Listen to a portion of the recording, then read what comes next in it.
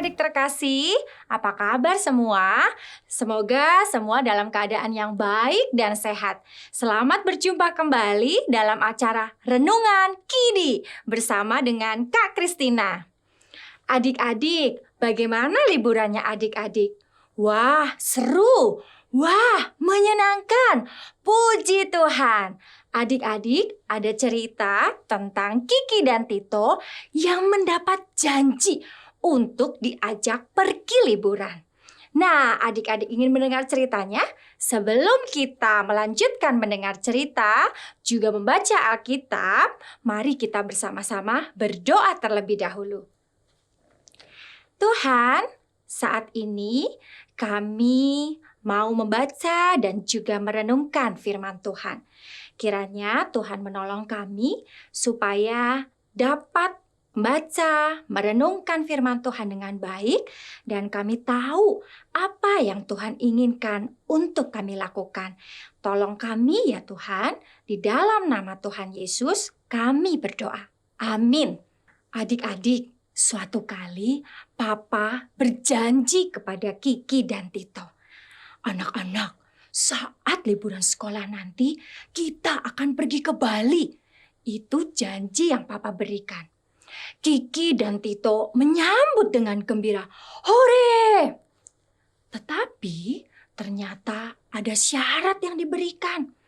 Mama berkata bahwa mereka akan diajak pergi liburan kalau nilai mereka semuanya di atas 8. Adik-adik, sebuah janji yang indah terkadang tidak didapatkan dengan mudah. Begitu juga yang terjadi pada Abraham. Mari kita membaca bagian firman Tuhan dalam kisah Abraham di Kejadian pasal 15 ayat 12 sampai dengan 21. Menjelang matahari terbenam, tidurlah Abram dengan nyenyak. Lalu turunlah meliputinya gelap gulita yang mengerikan.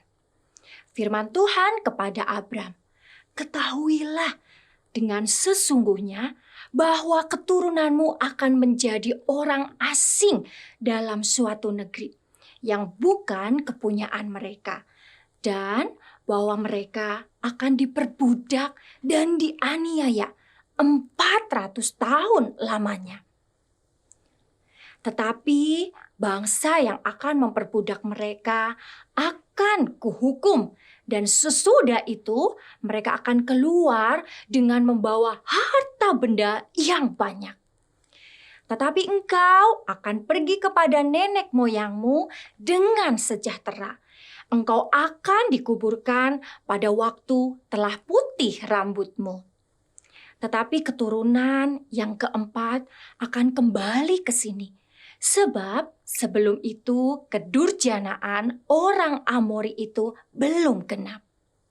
Ketika matahari telah terbenam dan hari menjadi gelap, maka kelihatanlah perapian yang berasap beserta suluh yang berapi lewat di antara potongan-potongan daging itu.